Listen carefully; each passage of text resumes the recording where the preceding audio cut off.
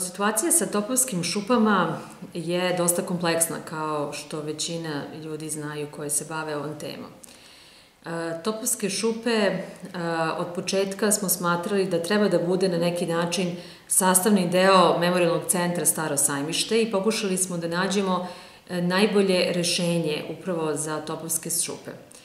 Topovske šupe u ovom trenutku nisu kulturno dobro, već dobro koje uživa prethodnu zaštitu i to je na neki način ograničilo ono što je moglo da se uradi sa Topovskim šupama, da su one bile zaštićene pre više decenija, kao što je trebalo da bude. Ono što smo uspeli iz razgovora sa različitim stručnjacima je da Topovske šupe integrišemo u ovaj zakon i to tako da Memorijalni centar Staro sajmište će se upravo u okviru svoje delatnosti baviti i kulturom sećanja, odnosno onom istorijom koja se dogodila u Topovskim šupama, a u delu koji je definisan prostor Memorijalnog centra, nakon više konsultacije i sastanaka i to pre svega sa i gradom Beogradom, ali i sa Republičkim zavodom, na koji način nešto što je pod prethodnom zaštitom uneti u jedan, ajde tako da kažem, obavezujući pravni akt kakav je zakon. I došlo se do toga da mi možemo da integrišemo Topovske šupe koje će biti definisane prostorom u nekom određenom planskom aktu kao kulturno dobro. Obavili smo niz razgovora i sa Gradskim zavodom i oni već su krenuli da rade na rešenju za zaštitu kulturnog dobra Topovske šupe. Sa gradom Beogradom takođe smo razgovarali o parcelama i situaciji, o toj složenoj situaciji koja se, ajde kažem, koja je stara nekoliko decenija, a to je da je jedan deo tog prostora prodat privatnom vlasniku i o načinu kako će to biti rešeno. Sad ne mogu da iznesem sve podatke, ali mislimo da ćemo uspeti da i tamo stvorimo jedan memorijalni prostor adekvatan i to na celoj površini. I na tome radimo, znači naš cilj je da zaštitimo Topovske šupe kao celinu, to je da li ćemo uspeti još. Naravno, i vreme će pokazati, ali mi idemo sa maksimalnom zaštitom. I nadam se da ćemo to i dobiti, a ovaj zakon je upravo ne samo otvorio vrata, nego i učvrstio poziciju Topovskih šupa kao zaštićeno buduće kulturno dobro.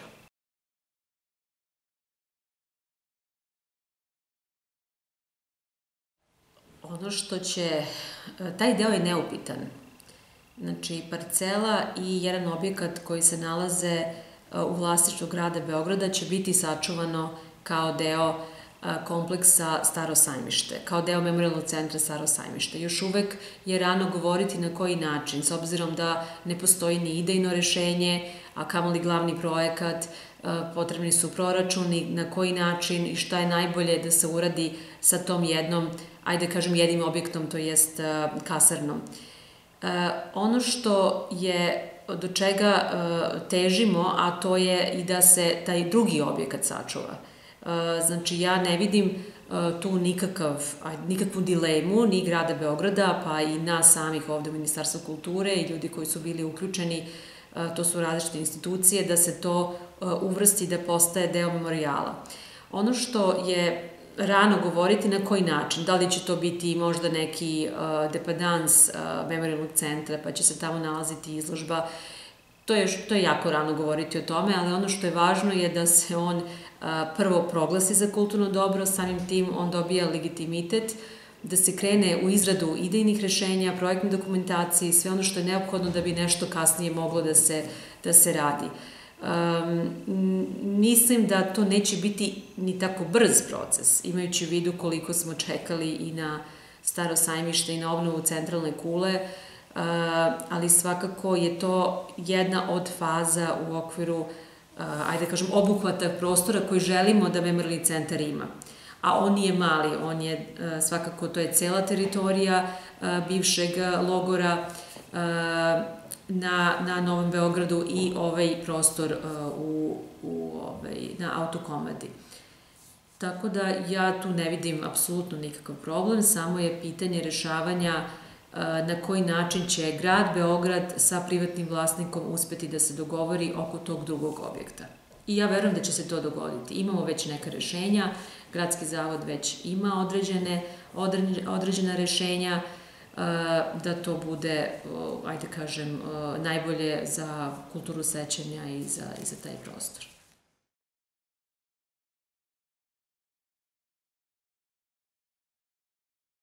Mislim da postoji, ali da nije dovoljno prisutna posebno u Beogradu. I to smo vidjeli i kada smo radili ovaj nacrt zakona za Memorijalni centar Staro sajmište, koliko građani Beograda su neupućeni u ono što se dešavalo u ovom sada okruženju gde žive. Videli smo i imali smo čak i jedno pismo od građana koji žive danas na prostoru Starog sajmišta, koji izražavaju neki način i čuđenje sa onim što se dešava i to govori u stvari o neupućenosti, delimičnoj neupućenosti tih ljudi, gde oni zapravo žive, rade ili imaju prostorije. I zato je važno što će ovaj budući memorijalni centar imati nastavnu jedinicu, odnosno imaće, mi to zovemo, jednu učionicu kroz koju će deca prolaziti i učit će o onom što se dešavalo na tom mestu, a i bit će prilika da čuju i onom što se dešavalo širom Srbije za vreme Drugog svjetskog rata. I tako da to je nešto što mislimo da će dati dodatnu vrednost i nekako smo sa Ministarstvom prosvete dosta pažnje posvetili tom delu. Mi nismo želeli da ovaj memorijalni centar bude samo ustanova kulture, već da bude zapravo i jedna ustanova koja je i posvećena obrazovanju, a posle i nauci koja će se baviti istraživanjem istorije. Često su nas pitali da kažemo nešto o memorijalnom centru, da govorimo o broju žrtava i tako dalje. I mi smo bili vrlo uporni, mi nismo bili radna grupa koja se bavi istorijom. Mi smo radna grupa koja je oformljena jer ima, ajde kažem, kapaciteta da napravi ustanovu kulture, odnosno ustanovu koja će obuhvatiti sve ove oblasti, a da prepustimo toj ustanovi da se bavi istorijom i da istražuje. I zato smatramo da je jako važno da čim bude formirana, da ona krene sa svojim aktivnostima, da odmah ima izložbe, da što pre završimo centralnu kulu, da se ona smesti tamo gde treba da bude i da se krene od podizanja svesti o tome šta se tamo dešavalo, koje su veze, ajde kažem, logora Staro sajmište sa ostalim logorima u okruženju pa i šire u Evropi. Tako da zaista nam je to bio i cilj. Za Topovske šupe takođe je situacija, ja mislim, još gora. Mnogi ljudi koji se bave, ne kažem kulturom sećanja, ali kulturom, ne poznaju uopšte šta se dešavalo tamo i zato je važno da to nekako zajedno podignemo i bavimo se tim pitanjem i to pre svega prvo kod Beograđana, a onda i šire.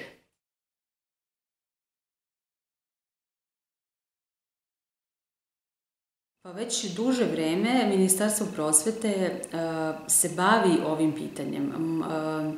Žao mi je ako to se ne vidi toliko možda u javnosti, ali postoji program, ono što znamo, postoji program sa Yad Vašemom gde nastavnici istorije pa i profesori istorije odlaze upravo da bi naučili na koji način se takva istorija prenosi pa i osnovcima i srednjoškolcima. I to su drugačiji pristupi, na koji način deci, preneti takvu vrstu, ajde kažem, istorije.